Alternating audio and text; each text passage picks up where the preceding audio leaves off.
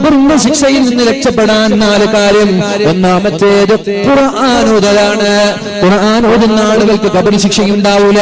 രണ്ടാമത്തേത് മുഹാഫലത്തുസ് സ്വലാ, നിസ്കാരം കൃത്യമായി നിർവഹിക്കുന്ന ആളുകൾ അവർക്കും നാളെ ഖബറിൽ ശിക്ഷയുണ്ടാവില്ല. അവരുടെ ഖബറിടം വിശാലമാക്കപ്പെടുമെന്നും അവരുടെ ഖബറിടത്തിലേക്ക് പ്രകാശമുണ്ടാകുമെന്നും സ്വർഗീയ കവാടങ്ങൾ അല്ലാഹു തുറന്നു തരുമെന്നും പരിശുദ്ധ റസൂലുള്ളാഹി സ്വല്ലല്ലാഹു അലൈഹി വസല്ലം പഠിപ്പിക്കുകയാണ്. ഞാൻ പറഞ്ഞു വരുന്നത് നിസ്കാരം നിലനിർത്തുന്ന ആളുകളുടെ കച്ചവടം നഷ്ടമല്ല എന്ന് പറഞ്ഞാൽ ദുനിയാവിലും അവർ വിജയികളാണ്, ആഖിറത്തിലും അവർ വിജയികളാണ്.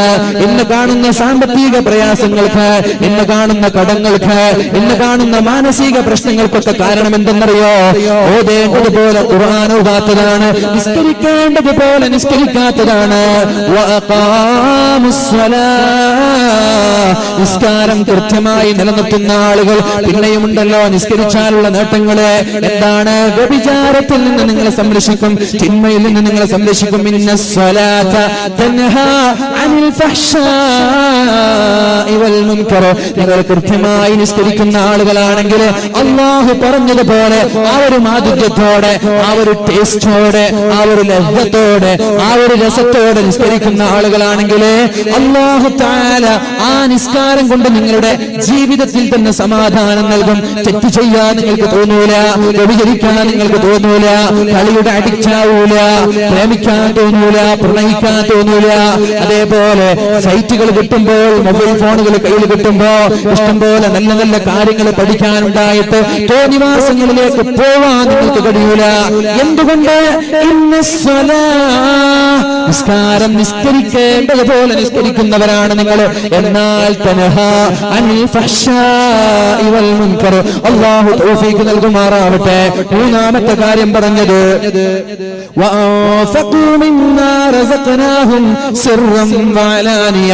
നിങ്ങൾക്ക് അല്ലാഹു നൽകിയ സമ്പാദ്യങ്ങളിൽ നിന്ന് രഹസ്യമായിട്ടും പരസ്യമായിട്ടും സംഭാവന ചെയ്താൽ, രഹസ്യമായിട്ടും പരസ്യമായിട്ടും ചെലവഴിച്ചാൽ അല്ലാഹു നൽകുന്നത് യർജൂന തിജാറതൻ ലാ തബൂർ. സ്വതക്കയുടെ കാര്യം പറയണോ, സംഭാവനയുടെ കാര്യം പറയണോ? ഇവിടെ കൂടിയിരിക്കുന്ന ആളുകൾ അതിഞ്ഞാലുകാരാണോ അല്ലേ എന്ന് എനിക്കറിയില്ല, ഈ നാട്ടുകാരാണോ അല്ലേ എന്ന് എനിക്കറിയില്ല. ഏതായാലും ഒരുപാട് സ്ത്രീകൾ ഇവിടെ അതിഞ്ഞാലുകാരികളായ ഒരുപാട് സ്ത്രീകൾ ഇവിടെ ഉണ്ട് എന്ന് എനിക്കറിയാം. നമ്മുടെ അതിഞ്ഞാല് പള്ളിയുടെ കമ്മിറ്റി ഭാരവാഹികൾക്ക് ഒരു പദ്ധതിയുണ്ട്, 1 കോടിയുടെ പദ്ധതിയാണിത്. നീലേശ്വരത്തിൽ ബിൽഡിംഗ് എടുക്കാൻ പള്ളിയുടെ വരുമാനത്തിന് വേണ്ടി, പള്ളിയുടെ ആവശ്യങ്ങൾക്ക് വേണ്ടി നീലേശ്വരത്തിൽ ബിൽഡിംഗ് എടുക്കണമെന്നുള്ള താല്പര്യമുണ്ട്.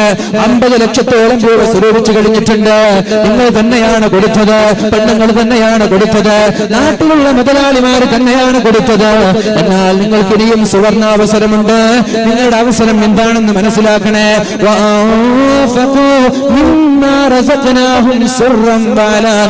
അല്ലാഹു നിങ്ങൾക്ക് നൽകിയ സമ്പാദ്യമാണ്, നിങ്ങൾ ഉണ്ടാക്കിയതല്ല. അന്ന് ഗൾഫിൽ അബുദാബിയിലും ദുബായിലും ഷാർജയിലും കുവൈറ്റിലും ഖത്തറിലും ഒമാനിലും ഓരോ രാഷ്ട്രങ്ങളിലും ഓരോ ഷോപ്പുകളും ഓരോ ടെക്സ്റ്റൈൽസുകളും ഓരോ മാളുകളും കഫ്റ്റീരിയകളും തുടങ്ങാൻ നിങ്ങൾക്ക് സാധിച്ചിട്ടുണ്ടെങ്കിൽ നിങ്ങളുടെ സമ്പാദ്യമല്ലയത്, അല്ലാഹു തന്നതാണ്.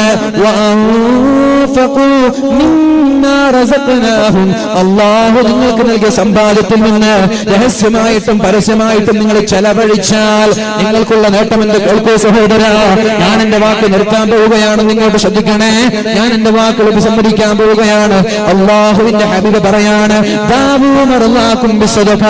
സംഭാവന ചെയ്യുന്ന ആളുകൾ, സമ്പാദ്യങ്ങളിൽ നിന്ന് ദീനിന് വേണ്ടി ചെലവഴിക്കുന്ന ആളുകൾ അല്ലാഹു തആല പരിശുദ്ധനായ അല്ലാഹു റബ്ബ് സുബ്ഹാനഹു വ തആല അവരുടെ രോഗങ്ങൾക്ക് ശിഫ നൽകുമെന്ന് മുഹമ്മദുർ റസൂലുള്ളാഹ്.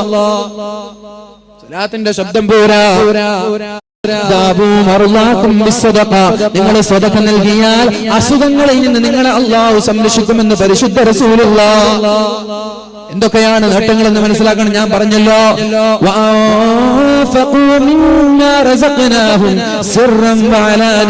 രഹസ്യമായിട്ടും പരസ്യമായിട്ടും ഞാൻ നിങ്ങൾക്ക് നൽകിയ സമ്പാദ്യത്തിൽ നിന്ന് ചെലവഴിക്കുന്ന ആളുകൾ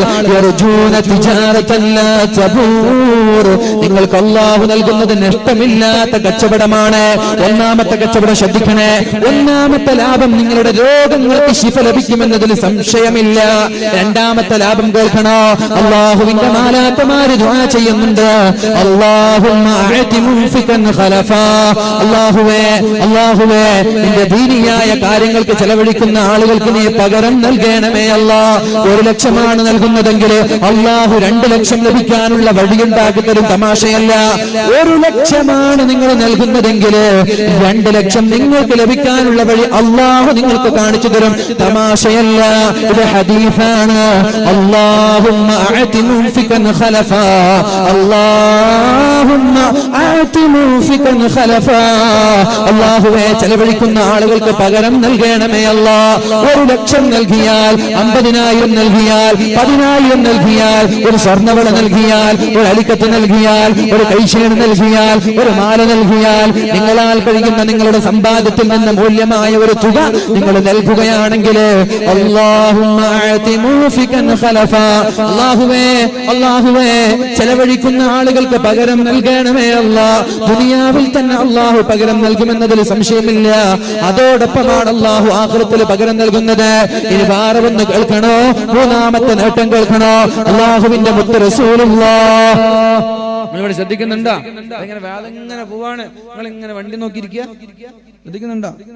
മൂന്നാമത്തെ നേട്ടം അല്ലാഹുവിന്റെ ഹബീബ് പറയുന്നത് സല്ലല്ലാഹു അലൈഹി വസല്ലമ തങ്ങൾ പറയുന്നത് അസ്സദഖതു തദ്ഫഉ അൻ മൈതത്തിസ്സൂ. സദഖ നൽകിയാൽ ഈമാൻ സലാമത്തായി മരിക്കാം. ഈമാൻ സലാമത്തായി മരിക്കലാണല്ലോ നമ്മുടെ ലക്ഷ്യം. ലാ ഇലാഹ ഇല്ലല്ലാഹ് എന്ന് പറഞ്ഞ് ഈമാൻ സലാമത്തായി മരിക്കുക എന്നതാണ് നമ്മുടെ ലക്ഷ്യം. ഈമാൻ സലാമത്തായി മരിക്കാനുള്ള എളുപ്പവഴി എന്താ? നന്നായി സദഖ നൽകലാണ്. സദഖ നൽകിയ ഈമാൻ സലാമത്തായി മരിക്കാം. സദഖ നൽകിയാൽ അല്ലാഹു ദീർഘായുസ്സ് നൽകുമെന്ന്, ബസ്തതൻ ഫിൽ ജിസ്ഖി ഭക്ഷണത്തിൽ വിശാലത നൽകുമെന്നും ആയുസ്സിൽ അല്ലാഹു ബർക്കത്ത് ചെയ്യുമെന്നും പരിശുദ്ധ റസൂലുള്ളാഹ്. ഖബറിടം പ്രകാശിപ്പിക്കപ്പെടുമെന്ന്. നരകത്തിലേക്ക് വീഴാൻ പോകുന്ന ഒരു ചെറുപ്പക്കാരന്റെ കഥ അല്ലാഹുവിന്റെ ഹബീബ് സല്ലല്ലാഹു അലൈഹി വസല്ലമ തങ്ങൾ വിശദീകരിക്കുന്നുണ്ട്. തങ്ങൾ ഒരിക്കല് രാത്രി വന്നിട്ട് നബി തങ്ങൾ ചോദിച്ചു, സുബഹി നിസ്കാരം കഴിഞ്ഞിട്ട് സഹാബാക്കൾക്ക് ഇരിക്കാം, അല്ല നിങ്ങൾ ആരെങ്കിലും സ്വപ്നം കണ്ടിട്ടുണ്ടോ? സഹാബാക്കൾ പറഞ്ഞു, ഞങ്ങൾ സ്വപ്നമൊന്നും കണ്ടിട്ടില്ല. അപ്പോൾ നബി തങ്ങൾ ചോദിച്ചു, പറഞ്ഞു, ഞാനൊരു സ്വപ്നം കണ്ടിട്ടുണ്ട്. എന്താണ് നബിയേ? ഇന്നലെ രാത്രി ഞാനൊരു സ്വപ്നം കണ്ടിട്ടുണ്ട്. ഇന്നലെ രാത്രി ഞാനൊരു കിനാവ് കണ്ടിട്ടുണ്ട്. എന്താണ് കിനാവ്? എന്റെ സമുദായത്തിൽപ്പെട്ട ഒരു ചെറുപ്പക്കാരനെ ഞാൻ ഇന്നലെ രാത്രി കണ്ടു. എങ്ങനെ കണ്ടു എന്നറിയോ? നരകത്തിന്റെ വക്കിലാണ് അയാൾ. ഇത് നരകം, താഴെ നരകാണ്, മുകളിൽ ആ നരകത്തിലേക്ക് വീഴാൻ വേണ്ടി നിൽക്കുകയാണ്. നമ്മുടെ കോഴി ആലുമ കയറിയ പോലെ. കോഴി ആലുമ കയറി കണ്ടിട്ടുണ്ട് നിങ്ങൾ? കണ്ടിട്ടുണ്ടോ? കോഴി നമ്മളെ ആലുമ കയറിയാൽ അതൊന്ന് അങ്ങോട്ടാട് ഇങ്ങോട്ടാട്. അതേപോലെ നരകത്തിന്റെ വക്കില് നിൽക്കുകയാണ്. ഇപ്പൊ നരകത്തിന് വീഴും. അങ്ങനെയുള്ളൊരു ചെറുപ്പക്കാരന്റെ സ്വപ്നം അല്ലാഹുവിന്റെ ഹബീബായ മുത്ത് റസൂലുള്ളാഹി സ്വല്ലല്ലാഹു അലൈഹി വസല്ലമ തങ്ങൾ കണ്ടപ്പോഴാണ്. ഭൂതങ്ങൾ ഇങ്ങനെ വീക്ഷിക്കുന്നത് നരകത്തിലേക്ക് വീഴാൻ നിൽക്കുകയാണ്. നരകത്തിന്റെ തീനാളങ്ങൾ, നരകത്തിന്റെ തീജ്വാലകൾ, നരകത്തിന്റെ തീപ്പൊരികൾ ആ മനുഷ്യന്റെ കുപ്പായത്തിലേക്ക്, ശരീരത്തിലേക്ക് ഇങ്ങനെ അടിച്ചു കയറുമ്പോ ഇങ്ങനെ തടയുന്നുണ്ട്. ചൂടിങ്ങനെ തടയുന്നുണ്ട്, തീപ്പൊരികളെ തടയുന്നുണ്ട്, സ്പാർക്കുകളെ തടയുന്നുണ്ട്. അങ്ങനെ നരകത്തിലേക്ക് വീഴുമോ എന്ന് സംശയിക്കുമ്പോഴാണ് അവന്റെ സ്വതക്ക ഓടി വരുന്നത്. അവന്റെ സ്വതക്ക ഓടി വരുന്നത്. ഇങ്ങനെ ഒരു പള്ളിയുടെ ആവശ്യം പറഞ്ഞപ്പോ, മദ്രസയുടെ ആവശ്യം പറഞ്ഞപ്പോ നന്നായി സ്വതക്ക ചെയ്ത ആളാണ്, പാവങ്ങളെ സഹായിച്ച ആളാണ്, കുടുംബക്കാരെ സഹായിച്ച ആളാണ്, അയൽവാസികളെ നാട്ടുകാരെ സഹായിച്ച ആളാണ്. അയാളാണ് നരകത്തിലേക്ക് വീഴാൻ നിൽക്കുന്നത്. അപ്പോഴാണ് സ്വതക്ക ഓടി വന്നിട്ട്